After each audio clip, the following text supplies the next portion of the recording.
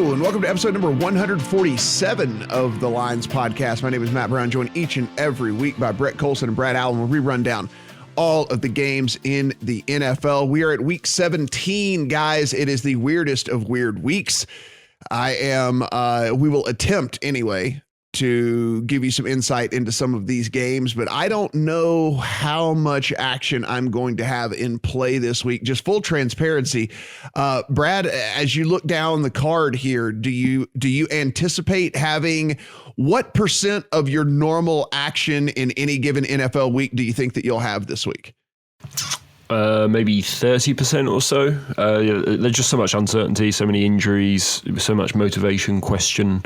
So yeah, a lot less. There might be more in-play angles, as teams get news about who's winning and whether they need to win. So maybe some more in-play action, but definitely like a third of usual volume so far. Brett, what about you? Yeah, I'm looking at maybe one or two plays this week. It's such a difficult week because there's just so much incomplete information out there with teams either, out of contention or in a spot where they're already locked into playoff position. I think week 17 is a good lesson in discipline for me, at least. There's just not enough information or predictive value in these games to put my money down on. So I'd rather wait until next week when we know who's playing and there are, what the motivations are for every team. That's to win, where that's just not the case this week. So yeah, it's a really tough week to try to cap football games. Real quick rundown here on the AFC side of things. Chiefs have locked up the number one spot. We already know they are starting Chad Henne. So Patrick Mahomes is going to be sitting. We anticipate that pretty much all of the starters are going to be sitting in this game for the Chiefs. On the Bills side of things, they cannot drop lower than the 3 seed. And so Brett, I don't know if you've heard anything up there or not. I actually just saw come through my Twitter machine that they activated John Brown off of the COVID list. I don't know if that necessarily means he's going to play this week or whatever, but I don't anticipate with the Steelers, who, by the way, are in the 3 seed right now, have already said they're going to start Mason Rudolph. TJ Watt is not going to play. They're going to basically be resting all of their guys. I can't imagine the Bills taking a risk on Josh Allen and any of these starters, especially since Cole Beasley is going to be sitting out and whatever. But what have you heard so far? I've heard different things. I do think they want to win this game against Miami. So I do expect Josh Allen to start. I don't know if there's going to be scoreboard watching going on with Sean McDermott. I don't know if he's that kind of coach either. I don't know what to expect. I mean, they were going to be saying that a lot this week because I really don't know what McDermott is going to do with this roster this week. But I do expect Josh Allen to start and a lot of these starters to play at least for the first half. Titans in the 4 seed right now, they are in a must-win to clinch a playoff berth. They can still get in with a loss, but of course the easiest path to that is just to go ahead and beat the Texans. So they'll be going all out. Of course, the Dolphins are in a must-win situation as well against that Bills team, like you said. So they have to win to get in. So we know that they will be going all out here. Same with the Ravens. They are going to be, even though they are a massive, massive favorite, they don't have any room to mess around or whatever, so they'll be going hard at it. The Browns, it did have some COVID news hit them, though they did have some other good news go their way. All 4 of those wide receivers did come off of the COVID list that they missed last week. Wyatt Teller back at practice, and looks like he's going to be able to go for the Browns as well. But again, they are in a must-win situation. And then finally, the Colts are sitting there, and they can get in a couple of different ways. But again, Colts will be going all out against the 1-14 Jaguars. On the NFC side of things, the Packers have everything to play for. Number 1 seed if they win. So you can expect a full effort out of them against the Bears. The Saints and the Seahawks can still get the number 1 seed should the Packers lose. So the Saints and Seahawks will both be going at it 100%. Of course, we know about the Washington football team, who is currently in the number 4 slot in that pathetic NFC East. They win. They're in. It is the premier game on Sunday night, so they will be playing all out. Now, the Bucs can't fall further than the 6 seed. They are currently the 5 seed, but guys, I expect them to be going all out as well, because if they lock in the 5 seed, then they get the winner of the NFC East. And so I cannot imagine that you're not going to see a full effort out of the Bucs in this one, which is why something, whenever we talk about that game, something that you really got to consider here, despite the fact that they're either 5th or 6th seed as it is. The Rams, we know this situation, all these injuries, we'll talk through that, but they have to get in with a win, full effort out of those guys. The Bears, same deal, and the Cardinals as well. So everybody else I didn't mention outside of the Giants and Cowboys game, which will be played at 1 p.m. Eastern time. That is a game that, again, won't matter if the football team wins later in the day, but it will matter if the football team loses. Anybody else I did not mention does not have any motivation whatsoever in any of the games this week. So, guys, it's like we said, tricky week, screwy week, whatever, but we're going to try and fight through this thing and see how it goes. So let's kick things off here with one of the teams, like we said, that is going to be playing hard, and they definitely need a win, and that is the Baltimore Ravens. They are going up against the Cincinnati Bengals. They are currently 12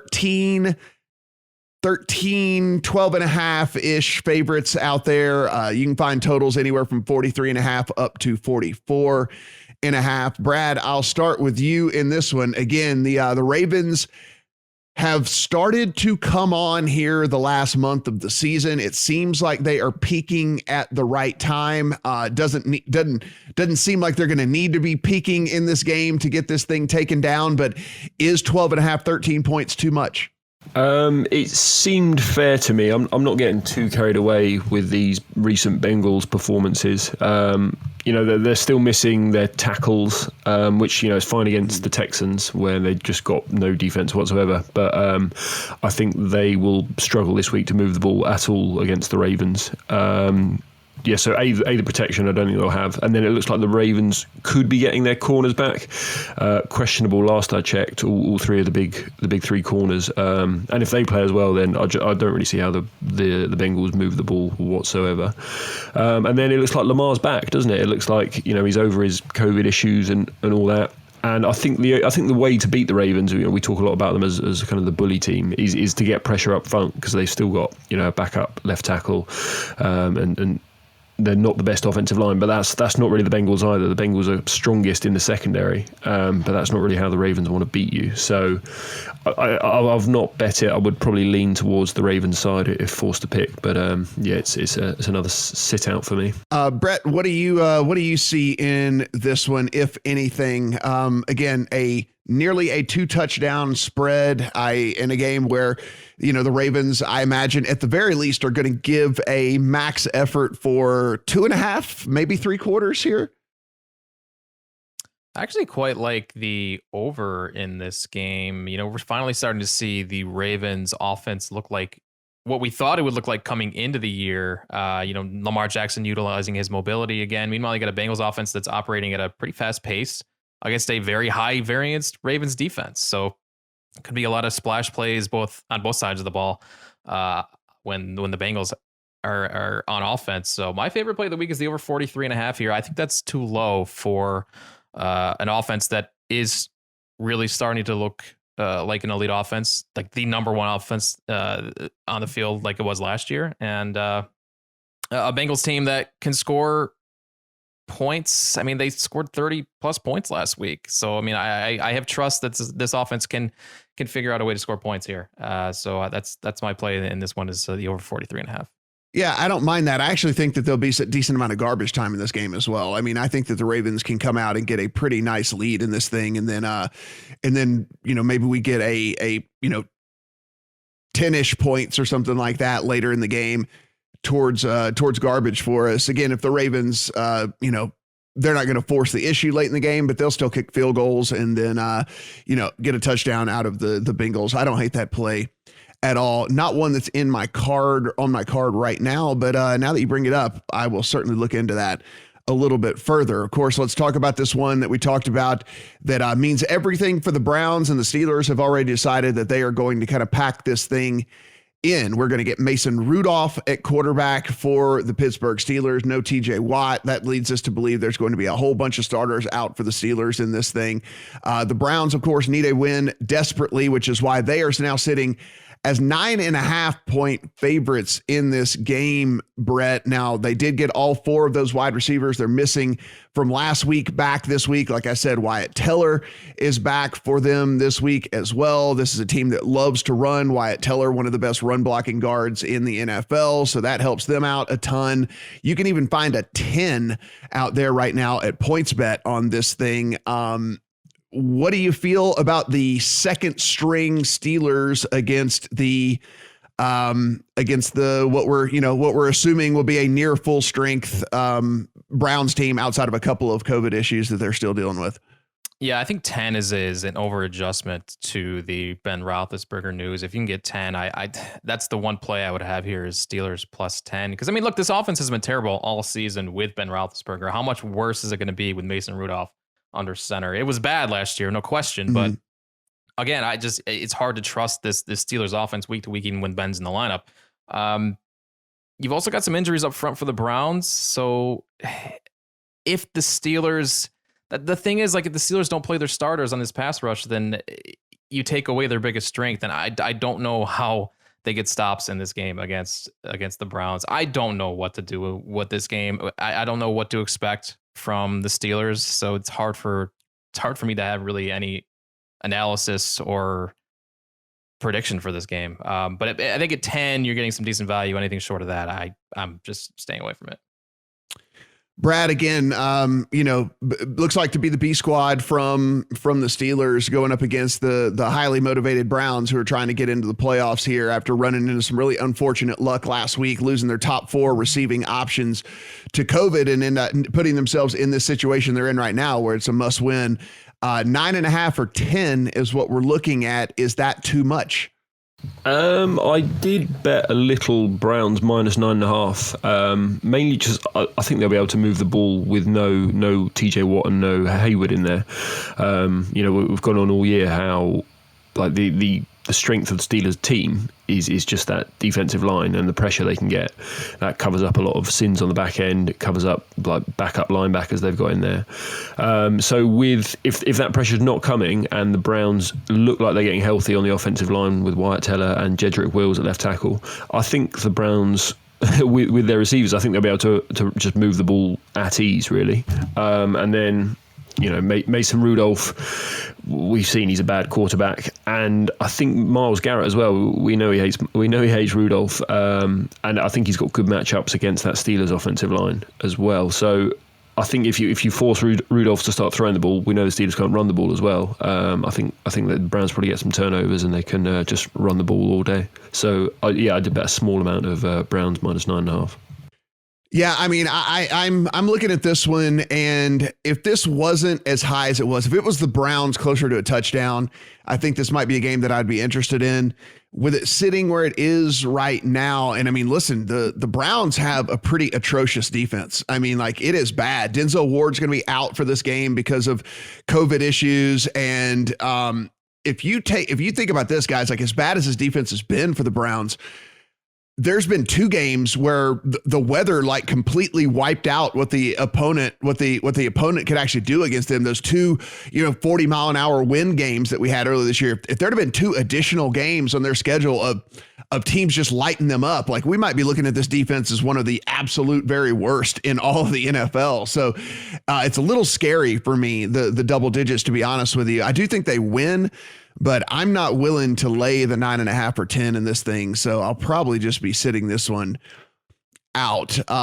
Falcons and the Buccaneers. Now, the Bucs are 7-point favorites right now, as we mentioned, against the Falcons. As we mentioned, everything to play for, and maybe as much to play for as anyone else out there in this thing, because you are getting by far the easiest playoff matchup that you could possibly get with a win in this situation. So that's why we're seeing a touchdown favorite here. And Brett, I actually like the Bucs in a teaser here and getting this thing down to through the 7s, through the 3, getting it down to 1 is something I'm actually really interested in, because like we mentioned, I don't think Julio plays. He hadn't practiced, and again, what's the point at this juncture? Really, no point in getting him back out there, rushing him back out there. So we're going to get a shorthanded Atlanta squad yet again, and this Bucs team is going to do every single thing they can to win this game. So I don't know about the 7 per se, 6.5. I might be interested in if we could still find one of those, but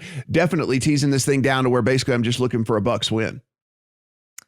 I mean, do we know that they're going to do everything they can to win this game? I mean, yeah, like a win locks them into the 5th seed, and like the first round matchup against the NFC East winner, and they'll probably be a touchdown favorite or close to it in that playoff game. But I can't trust Bruce Arians at what he says. I mean, he says they're not going to rest any players, but he's blown more smoke than any other coach over his career. Like I don't know what to believe out of this guy's mouth. So I agree with you guys. I'll say this. If you think Brady and this offense are going to play a full game, I like the matchup here against a defense that has mailed it in for the year, and Atlanta has really struggled defending the pass all year. And this Tampa offense, as bad as Brady has looked at times this year, has carved up really poor pass defense. Just look at what happened last week against Detroit. So if you can get the 6.5, I do like the Buccaneers here. I don't know if that's going to get back down to 6.5 again.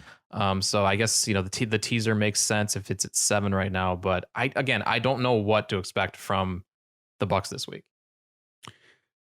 The Miami Dolphins and the Buffalo Bills. This is a game that matters to the Dolphins, not so much for the Bills. The difference between the 2 and 3 seed really isn't all that big over in the AFC. You don't know who you're going to play anyway, so it's not like you're jockeying for position when it comes down to that. So what we have seen, and basically based off of the backup quarterback getting ruled out, Brett, is a line move to now 3.5 in favor of the Bills at DraftKings anyway. And there are 3s out there, FanDuel, PointsBet, MGM, all of those are sitting at the flat 3. But this thing moved a full point and a half off the news that a backup quarterback had gotten COVID, which is just very interesting and seems a bit of an overreaction because we have no idea whether he was actually going to play or not in this game. So questionable motivation for the Bills. Like I said, we know that the Steelers, who are behind them, have decided they're going to be resting players. I don't know why you would go out there and take any chances with Josh Allen and company. As good as this offense has been, it could just be all taken away in one play that doesn't really matter. I am firmly in the camp of Bills maybe only play starters a quarter. I'll start with you on this one. Game sitting at 3.5. Yeah, they could only play starters for a quarter. They could play Josh Allen the starters for the entire game. They are playing for the number 2 seed here, which ensures the 2 home playoff games. And while home field advantage we know isn't worth what it once was, this will be the first time all season Bills will have fans in the stadium. The players want that. The fans, the community wants that. I feel like I'm falling into a narrative trap here, but I do expect Buffalo to give it their all against a division rival that's also fighting for a lot here. And I still don't have any faith in this Miami offense with Tua under center. The team lost trust in him last week. They benched him. Now they're throwing him right back into the ring with everything on the line against one of the better teams in the NFL, who we don't know what the Bills' motivation is going to be. I mean, they might be playing to win this game. So I think 3.5 is a pretty fair line. If you can get 3, I kind of like Buffalo, but there's just so much uncertainty here with the in-game decision-making by Sean McDermott. If and when is he going to decide to rest the starters? Is he going to be scoreboard watching in Cleveland? How does that game impact what the Bills do here with this roster? This is a pass for me, but if I had to pick a side, it would be Bills -3. Yeah, I think I might put a plus 3.5 in the account and just kind of roll the dice here because I'm not, even if we do get the starters playing at the beginning of the game, if the Browns end up, 17 points up in this game against the Steelers, well, they are definitely going to hit the sidelines, and that leaves the back door open, even if they have gotten a lead here on the Dolphins. So I think while it's available, I'm probably going to go ahead and stick this in my account, roll the dice. Hey, we're gamblers, right? That's what we do. So I'm going to go ahead and gamble that is going to be how they go about approaching this one. Cowboys and the Giants, and this is one of the more interesting ones of the day. I asked Brett in a separate chat, which he did not answer me, so I'm actually interested to see what his opinion is on this. We're looking at the Cowboys as 1-point favorites. They were 3-point favorites 2 days ago, and then this thing just plummeted down to 1, and it wasn't based off of any real news that had come out or anything that may or may, we see these moves off of 3 typically are based around some sort of major news, and I couldn't find anything as to why this thing not only came off the 3 but went all the way down to 1. Brett, I liked the Cowboys a ton at 2.5 when those were out there, and then it moved to 3, and I was like, okay, well, 3, maybe I'm not as interested. And then this thing's now down to 1. I'm going to need y'all to talk me off of this because, Brad, everything you said is the truth. Like, this offense has actually looked like an NFL offense over the last month of the season. And if anything, it seems like they're trending in the right direction where the Giants are going in the complete opposite direction. Daniel Jones cannot make a decision, he can't make the right decision to save his life back there. He looks like a guy that is a fish out of water playing in NFL games right now. He does not look like a guy that's been in the league. He looks like one of these guys that pulled off the practice squad who's been playing. And so I don't know. I agree with Brad as well. Yeah, you can put Bradbury on one of the 3 receivers, but they have 2 other very good receivers, including a very capable tight end as far as moving the ball. So I don't know. What am I missing here, Brett? You're going to have to help me out. I capped this at 2.5 too, until I saw this Dallas injury report. And that is the big concern with the Cowboys. The defense that's already ranked near the bottom of the league in nearly every metric could be without several starters, including a couple safeties and a cornerback that see a lot of snaps. So that was why I kind of pulled back. I liked Dallas initially too. After this number moved down to 1, it does sound like a couple groups came in and bet this down off the 3, and that's why we're sitting at 1 right now. But I don't know. I think it's going to be offense in this game. If I'm looking one way, it's going to be on the over 44.5. If these Cowboys defenders are out and Daniel Jones, Sterling Shepard, Evan Ingram get a practice in on Friday, that's another thing. We don't know what this Giants offense is going to look like if these guys don't play. So I'll be keeping an eye on the injury report on Friday afternoon here. I do like the over if these guys look like they're trending towards playing. Yeah, I like that. I like that look as well in this one. I still think I'm probably going to come in on the Cowboys. I mean, I understand how bad the Cowboys defense has been for sure, but this Giants offense has been basically inept for basically the entire season. And so if you're going to put me in a situation where it's like, will the Giants score enough on a bad defense, or will the Cowboys be able to, kind of continue what has been going on for the past month with their offense? I think I lean a little bit more towards that. So I don't know. I'm pretty much looking towards the Cowboys in this thing, and probably are going to end up there when it's all said and done. Jets and the Patriots, a game that means absolutely nothing to either team. Brett, the Patriots are 3-point favorites. We have a total of 40. Yes, 40 in a game in 2020. I imagine we're not going to spend much time on this, but what are your thoughts? I don't know if meaningless game exists to Bill Belichick. I think Bill Belichick wants to close this season with a win against the Jets. So I do expect this to be another do your job type game for New England, even though it doesn't really mean anything.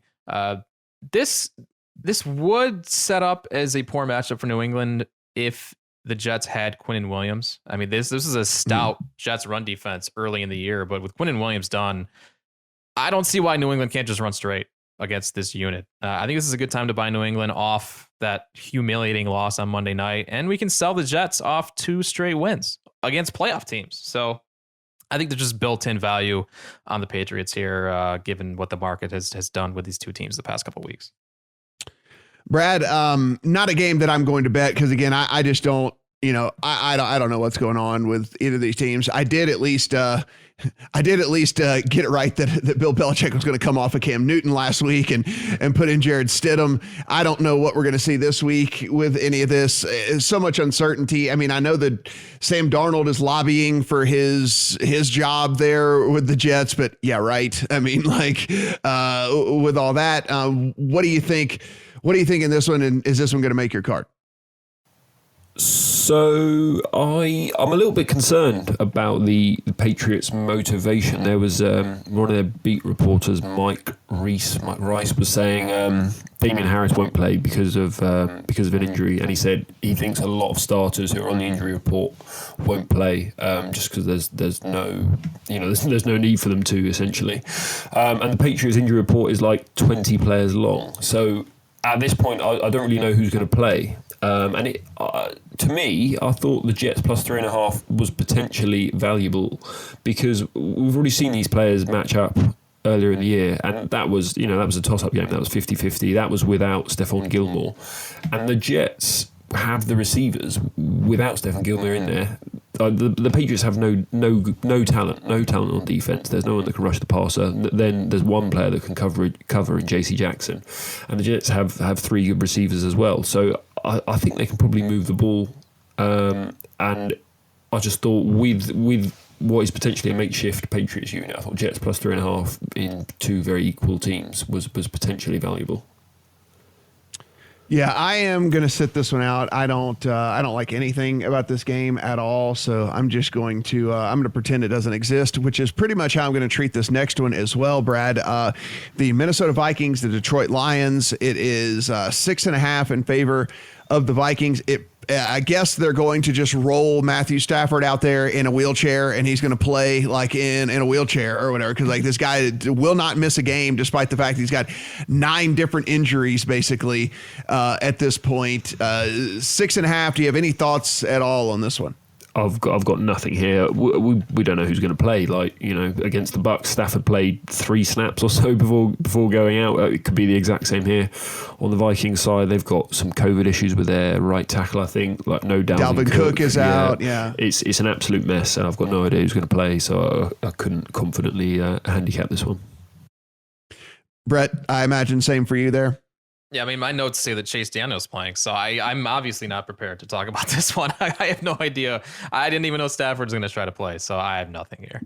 Yeah, this is just, I have no interest in that one at all. Really glad that y'all don't either, so that we can just move right on. Now, this game does mean something to both teams. This game means a lot, actually, to both teams. The Green Bay Packers and the Chicago Bears, maybe one of the better games, actually, of the entire slate, with 2 teams that are, motivated, 2 teams that are healthy, 2 teams that are going into this with some aspirations. Packers, of course, can solidify the number 1 seed, which not only gets them home field advantage, but also gets that coveted first round bye that nobody else gets outside of the number 1 seed. And of course, the Bears are playing to get into the playoffs. Brett, it is a 5-point spread right now in favor of the Packers. We have a 4.5 that can be found. There's a 4.5 at PointsBet. There's a 4.5 at FanDuel as well. We have a 50.5 on the total.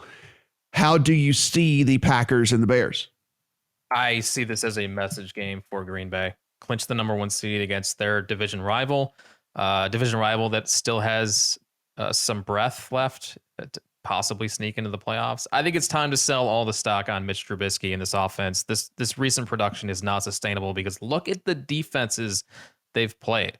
Houston, Detroit. I mean, it's just they cannot continue this pace. So I'm definitely selling the Bears here. I think this is a great spot for Green Bay to just steamroll a division rival and go into the playoffs with a bye.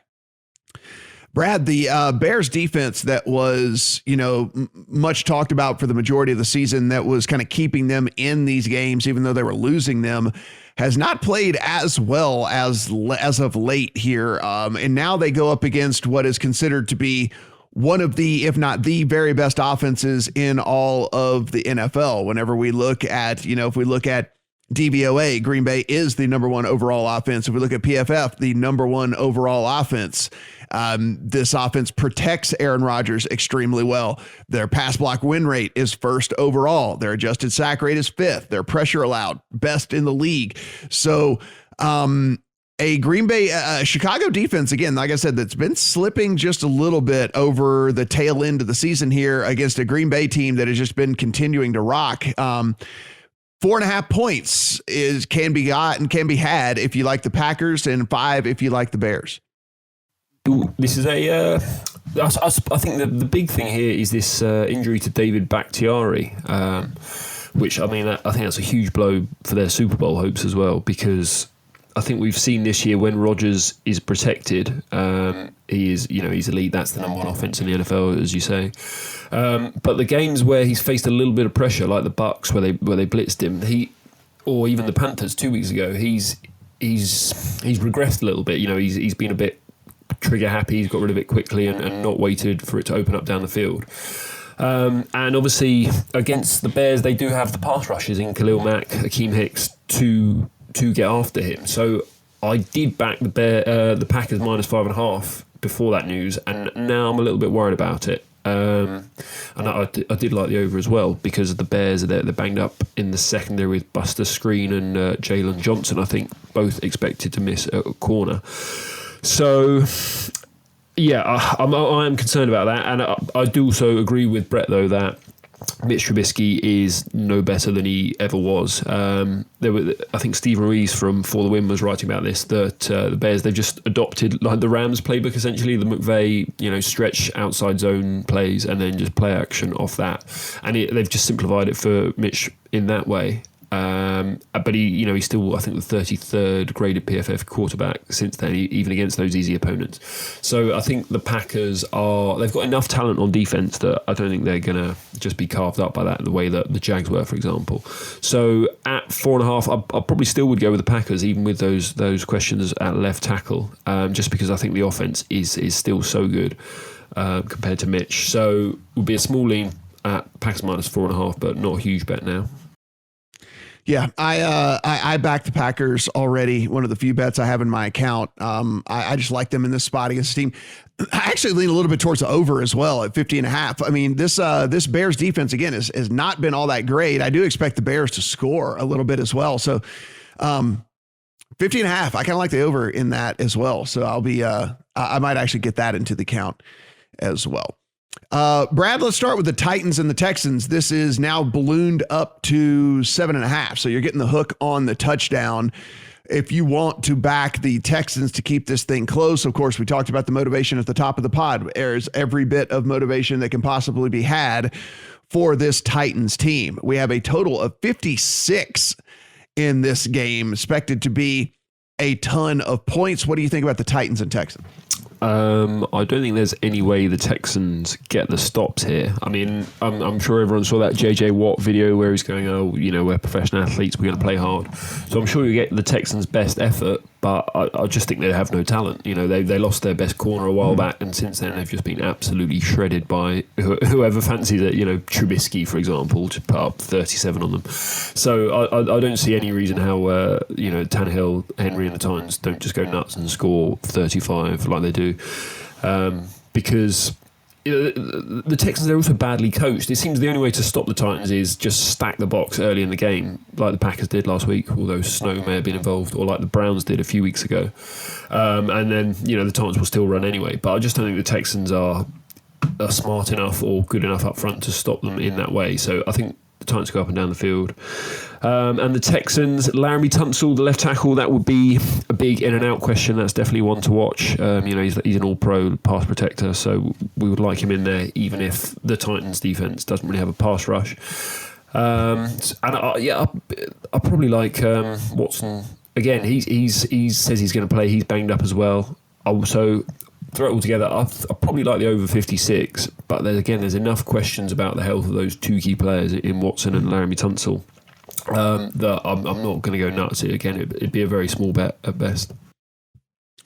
Brett, I could not agree with Brad more. Like, I don't know how they stop. I just don't know how the Texans go about stopping the Titans in this game. So, riddle me how this defense that has been shredded basically all year long is going to stop this offense. I mean, listen, yeah, they can stack the box, but they don't have the type of players in the secondary like the Packers do to be able. I mean, look, Jair Alexander is arguably the best corner in the league, right? So, like, you have a guy in the secondary when you're the Packers who you put on, an AJ Brown or whatever, and you just basically neutralize him and take him out of the game. That that doesn't exist for the Texans, So I don't know.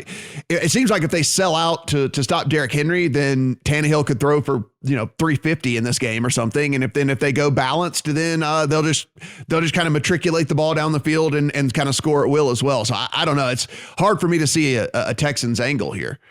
Yeah, this is a really good buy spot on Tennessee, a team that has thumped really bad teams all season, particularly bad teams with putrid defenses. And this Texans team is a bottom 3 defense, according to both PFF and Football Outsiders. Combine that with the Titans coming off that embarrassing loss to Green Bay, and then you factor in the motivations in this game and the injuries to the Texans that Brad laid out. The problem is that everybody is seeing the same thing and saw that early in the week. I mean, this was 4.5 early in the week. Mm-hmm. And that's why this has moved all the way through the key number to 7.5. So, the number isn't nearly as enticing as it was on Monday, which is upsetting because we do the show on Friday. But I'm with you guys. I just don't see how the Titans don't just roll here. How the Texans get stops. And with Deshaun Watson hobbled, I don't know if I can get behind the over here too. I don't know how the Texans keep this close. I just don't. Y'all know I play a ton of teasers. Not a lot of options this week, but this is one of them. I have that in the account. The Titans down to 1.5.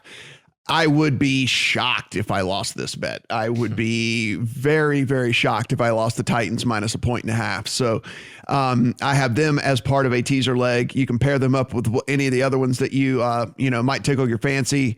A little sneak peek. I have them in a game that we have yet to talk about. So we'll get there in just a bit.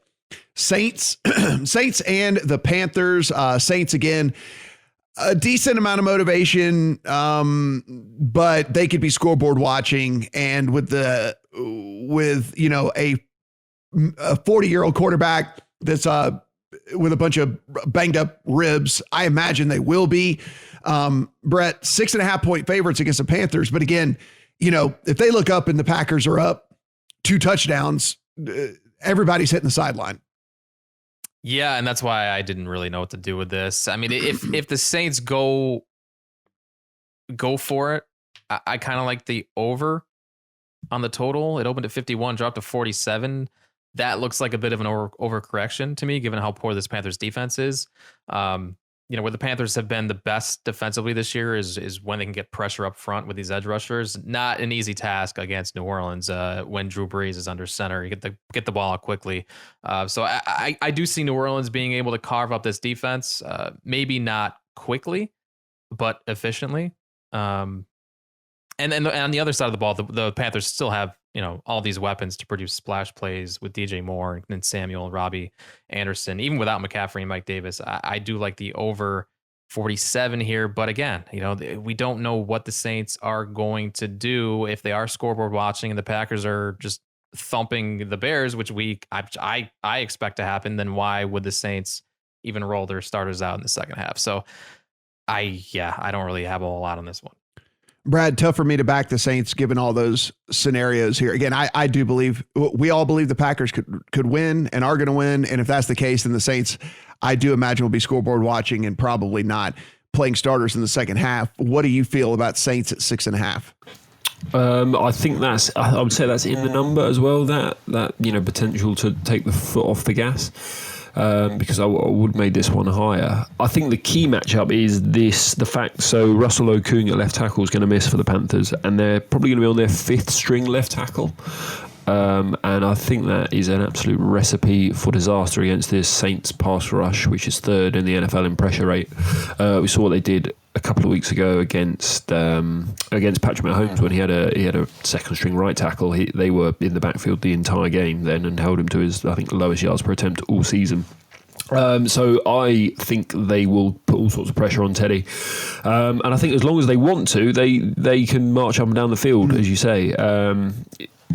I guess the only good thing about this Panthers defense is Brian Burns, basically a pass rusher, and I think he missed practice last I checked, and obviously they've got one of the best left tackles in the league in Terran Armstead, so I think they'll be able to run the ball, pass the ball, do whatever they want as long as they want to. But I think we saw this near exact scenario last year where the Saints didn't need to win before the playoffs against the Panthers, and I think they won by 40 or something. So I did bet a small amount of -6.5 here, about -114. So I think that's worth a small bet because I do think they can do what they want essentially. Another game where there is motivation on one end, not on the other. The Colts, 14-point favorites over the Jags. Colts have to win to get in. Of course, there's other ways they can get in, but the easiest way, they just win. They beat a team that they're 14-point favorites over. Jags have already locked up the number 1 overall pick. That being said, they're still not starting Minshew. They're going to go ahead and just lose out here. Robinson's not going to play. DJ Chark hasn't practiced all week long. They're going with Glennon. Brad, 2 touchdowns here. I don't have any interest in this game whatsoever. What say you? No interest for me either. I thought it was possibly interest. Colts have got a couple of injuries in the secondary, but who knows what the Jags want to do. I thought they were a good bet against the Bears last week when that line puffed up a couple of points and then they lose by 30 or something. So I just don't know. You couldn't back them. Yeah, Brett, it seems like even though they could still win this game and still get the number 1 overall pick, it seems they're content with going ahead and losing it. So I don't know, but do they lose it by 2 touchdowns? It's with all the uncertainty. There's just there's too much going on here for me to care too much. Yeah, I don't know either. I mean, will they try to play spoiler now that they already have locked up the number 1 pick? I mean, they can win this game and still win the Trevor Lawrence sweepstakes. I think this would be a fitting bookend of the season. They opened with a win against the Colts. They could close it here. Maybe not with a win, but at least a sweat for the Colts to get into the playoffs. And Indy does have some serious injury concerns right now. DeForest Buckner questionable with an ankle injury. He hasn't practiced as of Thursday. Anthony Costanzo's already been ruled out, which leaves the Colts with some serious restructuring on the offensive line. And then, as Brad said, some injuries in the secondary as well, as Kari Willis, Rocky Scene, both in concussion protocol. So 14 points is a lot to cover for a team with this many injuries, plus an offense that's very much league average. And I don't know, man, the motivations to play spoiler against a division rival and prove something to close out the year kind of leans me toward the Jags at +14. Wouldn't they have gone with Minshew if they actually cared about playing spoiler? I don't know. Is Minshew that much better than Glenn? I mean, I don't know. Just idea. Just throwing that out there. Another game that it falls kind of right in that category of what we were talking about with the Saints. It is the Seahawks and the 49ers. With so many question marks around how many people are going to play, how long they're going to play, I don't have a ton of interest in this one, Brett, because same deal, right? The Seahawks could be scoreboard watching. They see the Packers up and everybody comes off the field. And then next thing you know, you think you're holding a good ticket and you're holding a crap ticket. So I just, I don't like to play these mental games. I don't like to deal with the frustrations here. So I'll be sitting this one out. But Seahawks are 6.5-point favorites over the 49ers. Yeah, Pete Carroll's not your rest the starters type of coach, and they are still in contention for that number 1 seed. It's very improbable that they get it. Seattle actually matches up pretty well with San Francisco, and the defense has started to get healthier, and they're playing at a higher level here towards the end of the season. The question is, like you said, how long do we see Seattle starters if this game is not going well from the start, or they are scoreboard watching and they don't see a path to the number 1 seed? They will probably just sit their guys. But again, I don't know what Pete Carroll's going to do. So I have no interest in this game at all. Brad, 6.5 in favor of the Seahawks. Again, same scenario. They in a dream scenario could end up the number 1 seed, but very, very highly unlikely. And they would know that, they could know at some point by halftime, maybe whether they want to continue to press on. What do you think here from the Seahawks and the 49ers, 6.5? Well, no Kinlaw on the defensive line, so they're probably going to have no pass rush. But yeah, as you say, we could get Seahawks backups in the second half as well. So no idea, to be honest. I left this one alone. The Cardinals and the Rams. Now, this is a game that there is a lot of implications here, and everybody has everything to play for. It looks like we are going to get Kyler Murray for the Cardinals, but it looks like we've got John Wolford for the Rams, a broken finger for Jared Goff. He's out. Cooper Kupp has landed on the COVID list as well, which has now pushed this line all the way to Cardinals 3.5. So you are actually getting the hook if you like the Rams side of things in this one. 40.5 is our total across the board.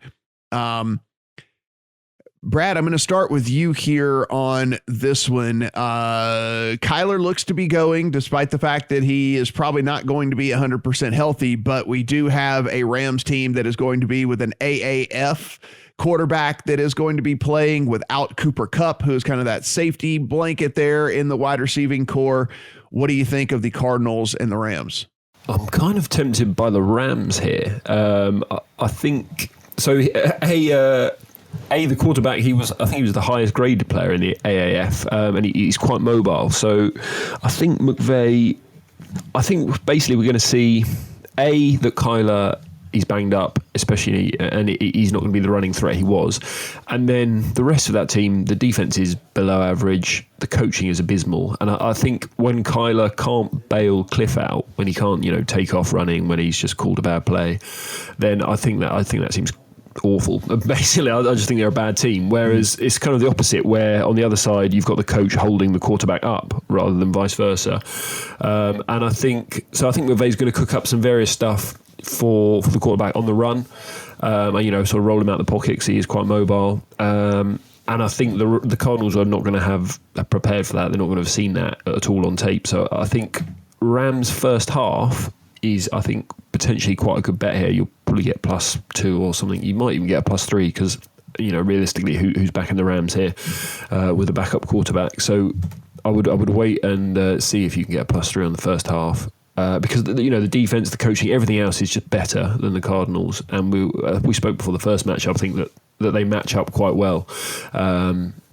These two teams, in the Rams' favour, and they destroyed him in that first game. I think they beat him by like 3 yards per play or something. So yeah, I like the underdog here. Brett, this one is weird circumstances where the advanced metrics and the advanced stats here that we like to look at don't agree. DVOA has the Arizona defense as the 10th best defense overall, has their rush defense as the 14th best rush defense overall. Then PFF has the defense as 28th overall, has the rush defense down at 31st, the second to last in the league. Typically, these do kind of intersect, but this is a big disagreement between DVOA and PFF. I tend to lean towards PFF with what I've seen with my own eyes here. I think that this defense is kind of hot garbage when it comes to the Arizona, and which makes me a little leery of a 3.5 bet on them in this game when you take a look and, hey, look, the Rams, they haven't ruled out Cam Akers quite yet, but I imagine he'll be out. But they still have a couple of other backs that they can go with. It wouldn't surprise me to see the Rams kind of get back to that run heavy that we saw at the beginning of the year and protect their AAF quarterback and everything and just kind of run it down the Cardinals' throats. I don't know. I haven't bet this, but getting the hook, I kind of weirdly want to take the Rams, but I don't know if I can get myself to do it. I have a feeling I will be invested in this one. I'm going to dig into it more because I don't know much about John Wolford. But typically, I do like to bet backup quarterbacks because of the overreaction in the market. And when you factor in the Kyler Murray injury, plus the fact that Jared Goff just isn't good to begin with, so there probably will be just a built-in overreaction to the backup quarterback coming in. I think there is value on the Rams here. I capped this short of 3 without really looking into it a whole lot. So I probably will end up on the Rams here. This is certainly going to be a circa contest play for me. But I probably will end up on the Rams with money on it as well. Chargers and the Chiefs. We already know Chiefs, no motivation, already resting starters. They're 3.5-point dogs to a Chargers team that's going to be without Keenan Allen because he has been put on the COVID list. Brett, you go ahead and back the Chargers if you want to. 3.5. If you have the stones to do that, my friend, you go right ahead. But I'm not doing it, and zero chance I'm backing Anthony Lynn maybe ever again as long as I live if this guy is a coach of any team. So anyway, they're 3.5 point favorites over what is assumed to be a team full of backups from the Kansas City Chiefs. That's the thing. I don't care who's playing for Kansas City. The Chargers are north of 3-point favorites against Andy Reid with Anthony Lynn coaching. Like I can't click that. I can't. And no Keenan Allen, just, right? Yeah, I just can't. I can't do it. I don't care who's playing. So yeah, same. If anything, I'm not going to bet it. But I mean, like Chad Henne's like played a bunch in the NFL. It's not like it's a guy who's like never played before or whatever. So yeah, I mean, if I had to play it, I'd take the 3 and a hook on the Chiefs. I haven't done it. I probably won't, but that'd be the only way I'd go about that one. What about you, Brad? Chiefs and the Chargers. Yeah, nightmare. I really don't know. It's going to be. I don't think we're going to get Tyreek on the offensive side as well. So it might be like the Mecole Hardman from Chad Henne game. But Chargers are banged up as well, as you say. No Keenan, but no Hayward. I think probably no Bosa. So yeah, I don't know. It's another mess of a game. Here is one that has no motivation for either team here other than trying to end on a good note. The Raiders and the Broncos. The Raiders are 3-point favorites over the Broncos in Denver, a total of 51. Brad, when we look, of course, we know the Raiders defense can't stop a nosebleed. The Broncos here recently, they are also fairly terrible at stopping things, which is why we're sitting at a 51 total in this game. My initial lean was towards the over in this because I think both teams can probably score on each other and just continue to move the ball up and down the field. I don't really have a great sense for the side here, but that total does seem a little short for me. Yes, I also don't have a strong feel. One thing that was interesting. Beat reporters were talking about a potential Mariota red zone package. Obviously, Derek Carr's still got that groin injury, and he didn't look 100% last week. So they're talking about bringing Mariota in a bit like the Colts do with Jacoby Brissett. So I wondered about a Mariota anytime touchdown prop could be worth a look. But that's about all I've got for this, I'm afraid. Brett, 3 points, 51 the total. Two teams out that are already out of it. Of course, the Raiders getting their soul ripped out as a team. I'm not really going to buy that thing as like a they're not going to show up because they just got their soul ripped out type deal. But here they are, Broncos 3-point favorites, 51 your total. Yeah, I don't have a whole lot on this game. I would love to back Drew Lock in a game where he might be playing for a job. And he should be able to find success here against this Raiders defense, a really poor defense by every metric you can look at. But we've said this about Drew Lock before, and he's just going out and just put up a dud. I would like to invest in Jerry Jeudy this week, coming off just a horrific game last week with the 5 drops. The worst. I don't know if I've seen a wide receiver play a worse game, actually, like ever. Yeah, and especially a guy that's as talented as he is. Baffling, but the guy's still getting so many targets. I think Drew Lock's going to keep going to him this week. So that'll be some props I'm looking at this week is just buying some Jerry Jeudy stock. Yeah, maybe a DFS play with Jeudy and stuff like that. And finally, let's close things out with the Washington football team and the Philadelphia Eagles. This is the game for the NFC East. If the football team wins, they are in. If not, it will go to the winner of that Cowboys and Giants game that is played earlier in the day. The Eagles can play spoiler. Of course, Jalen Hurts will be starting for this Eagles team as well. Football team, 2.5 point favorites over the Eagles. But Brett, the interesting thing here is Alex Smith has yet to practice so far this week. Now, they said he doesn't have to practice to play if he feels good enough to go. Look, Alex Smith has been fine and all, but the guy hasn't stepped on a football field in nearly 2 weeks, and we're going to say that he's just going to go out there and play against this Eagles defense that, hey, look, if there is a bright spot on this Eagles team, it is the pass rush. It is getting after the quarterback. It is, creating some havoc up there as far as pressure and everything. Am I crazy to, by the way, when I said that I had a Titans teaser from earlier, Here's the big reveal. It is with the Eagles. I have taken the Eagles up through the 3 and the 7 all the way to 8. It's a better number now than I even got it at. I got it at 2, which got it up to 8. You can get it to 8.5 right now on a teaser side of things. But I just have a very hard time finding a way for this, for the football team with their quarterback situation and everything that is going on, beating this Eagles team as bad as the Eagles have been, but by more than a touchdown. Am I crazy here?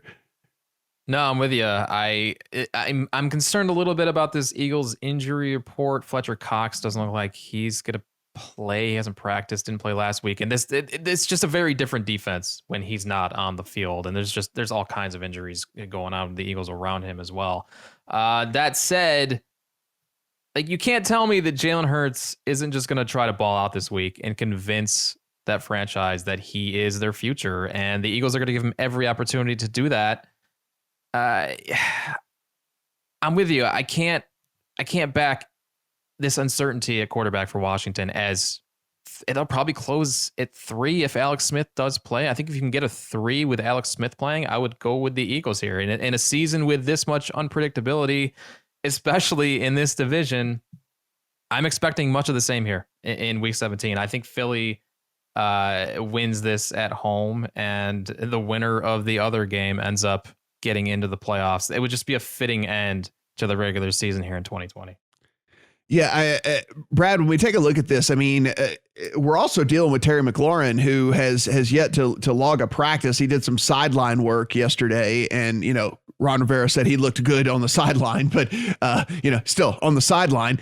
So your best offensive weapon, at the very least, at the very best scenario, even if he does play, is going to be playing at, not anywhere near 100%. I don't know. What am I missing here?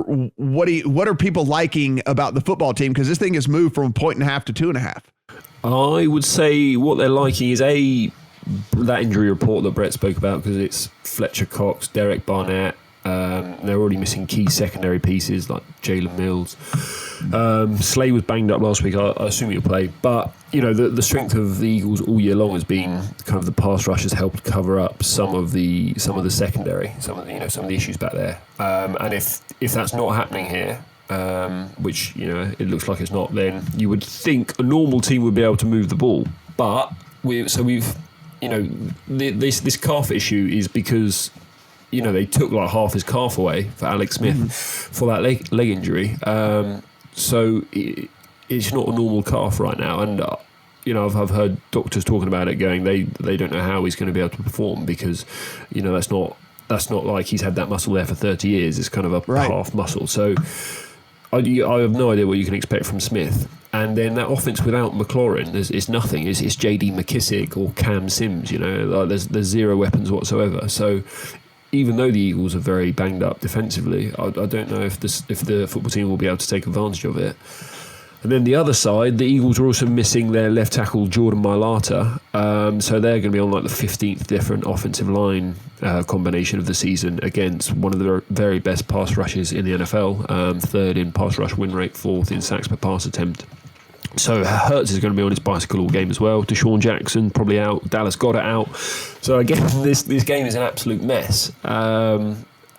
Altogether, maybe the under is the play, given the pass rush from Washington, given the injuries to the Washington offense. Maybe that's the play, but again, it's tough to know what to expect with all these injuries again. Yeah, I mean, I feel like we were kind of beating the same drum here on this podcast, and if you stuck around this long, thanks for listening as long as you did. But we're not going to sit here and blow smoke, right? I mean, that's one of the things we've tried to do all year long. Is if we don't like a game, we move on. If we have a bet on a game, we tell you. And if it's a disaster of a week, we're going to tell you it's a disaster of a week. We're not going to sit here and be those guys that sit there and pretend like we have bets on every single game that comes out, because that's just not the case. And if you're doing that, you're doing it wrong. So we will have good takes, I promise you, come next week whenever we get into the playoffs and those games that matter, and we know what's going on with all that stuff. And motivation factor is out the window, because we know what everyone's motivation is at that point. So Appreciate everything, guys. Of course, if you want written breakdowns, you can find those over at the lines. You can find those over at Play Picks as well. And if you need a sports book, again, because we're talking about various lines and various totals and different juice and things like that, just head over to the lines. Go up to the top, find your state, click on your state page, and all the best sign-up offers are there for, be it free money, free bets, match bets, and deposit bonuses and things like that. So take advantage of that while these sports books are fighting for your business out there. If you want to follow Brad on Twitter, at Brad Allen NFL, you want to follow Brett, at Brett Colson, you want to follow me, at Matt Brown M2 for Brett. Talk to you guys next week.